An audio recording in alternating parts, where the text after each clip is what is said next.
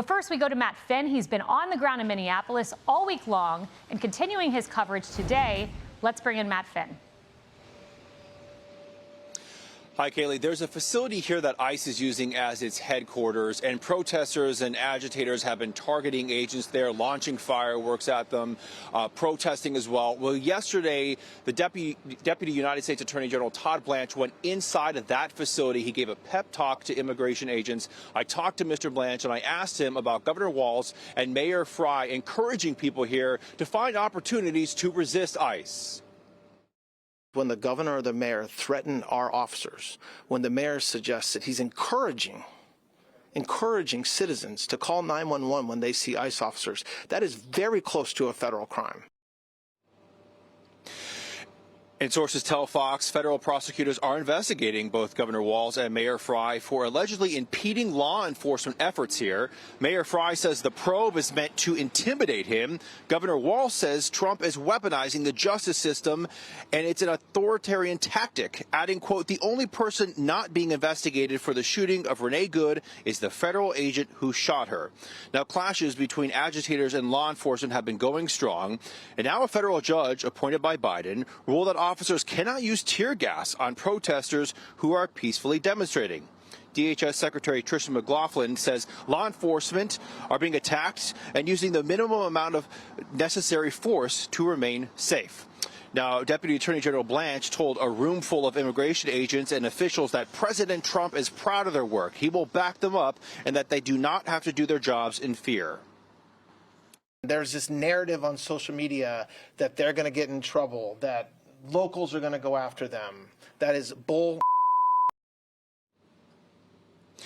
And the latest number we have this morning from DHS, it tells us that 3,000 illegal migrants have now been arrested as a part of Operation Metro Surge here in Minnesota. Back to you, Kaylee. Matt Finn, thank you. Well, could this be some of the language that sparked this DOJ investigation? I have a message for ICE. To ICE, get the out of Minneapolis. All across Minnesota, people are learning about opportunities, not just to resist, but to help people who are in danger. We will remain an island of decency, of justice, of community, of peace. And tonight I come before you simply to ask, don't let anyone take that away from us. Let's bring in Border Czar Tom Homan. Tom, great to have you today. You know, I'm not going to ask you about the DOJ investigation. That's the realm of DOJ. That's the realm of the law. But we know that the facts have to match the law in any given prosecution or investigation. You're on the ground. So going to the facts of the matter, what is happening on the ground? How is this language impeding your investigation and what we see, these protesters violently attacking ICE?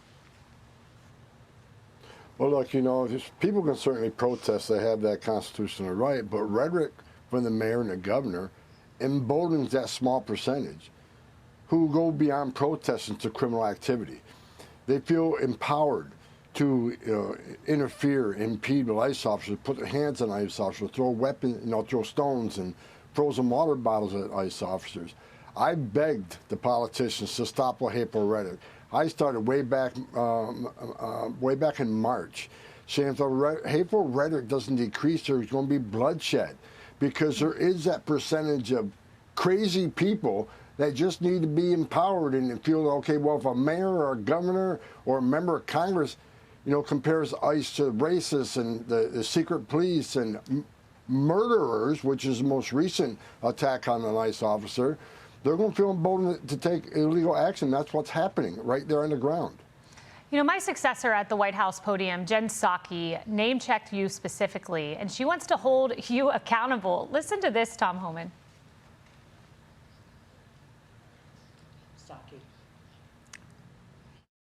Control of the House. Are you going to remember, do you have a list somewhere of Gregory Bovino and Tom Homan and all of these people, and are you going to, is holding them to account at the top of your priority list? Absolutely. It's going to be accountability. All of them are going to be investigated and hauled before Congress. You know, when I hear that, Tom, I think about Laken Riley, and I think about Jocelyn Nungari, and I think about Rachel Morin, and I think about these young moms and girls who should still be here today, and that's who you're protecting. But they're more focused on you and holding you accountable. Well, come get some. I mean, bottom line, we're just enforcing laws that Congress enacted. And for a member of Congress to say we're going to investigate officers for enforcing laws that we wrote, that's just ridiculous. So look, bottom line is we're going to keep doing what we're doing. We got the law behind us. And, and the bottom line is we're making this country safe again. President Trump promised the American people we're going to enforce the immigration law. And that's probably one of the main reasons they reelected him, by overwhelming majority. So bottom line is President Trump kept his promise. We got the most secure border in the history of the nation. We are running the biggest deportation operation this country's ever seen. And despite what the left says, about 70% of those we arrest are criminals. The other 30% are national security threats that don't have criminal histories. And there are people with final orders who had due process at great taxpayer expense or order removed became fugitives. And yes, we're arresting illegal aliens when we're out there looking for criminals. You want less collateral arrest? Then let us in the damn jail. Frey and Walz could fix us today. Let us in the jail so you can arrest a public safety threat and the safety and security of a jail rather than forcing us into the street to find these bad guys. Let us in the jail. I mean, that's a clear order. He could do that today. He could do that right now as we're speaking, and I hope he does. I pulled this up. This is a Washington Post report, and you've been at this a long time, Tom, including in the Obama years. And here's how the Washington Post used to talk about you. Meet the man the White House has honored for deporting illegal immigrants. The Obama White House cited Tom Homan's success expanding arrest and detention beds by following the Obama administration's directive to sharpen the focus of enforcement on criminals and foreigners who pose security threats. We executed the mission perfectly, Homan said. Has something changed, what you did in the Obama era versus now, or has the press changed?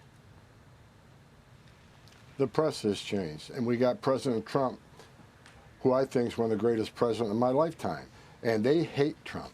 They don't want to give President Trump a win, but you know what? He's winning every day. Again, most secure border in history of the nation. And if you look at the prioritization of illegal aliens arrests on the criminals, they're a higher percentage than were during Obama. So, what has changed is the press. What has changed is the hatred for President Trump. He has shown the American people that they lied for the last 4 years when they showed they had a secure border and Congress needed to pass laws to secure that border. He proved that was a lie. He's proven every day that we're winning. And look, I'm proud to work for President Trump. The numbers speak for themselves. We got about 650,000, change that, almost 670,000 formal deportation that we put hands on deported between the CBP and ICE. Another 1.6, 1.7 self-deports was always a part of the plan. We knew if we would surge ICE resources across the country, that would send a strong message that people wouldn't spend their life savings, give it to criminal cartels and make that dangerous journey. What ICE is doing right now nationwide and in Minneapolis is one of the reasons we have the most secure border in history of the nation.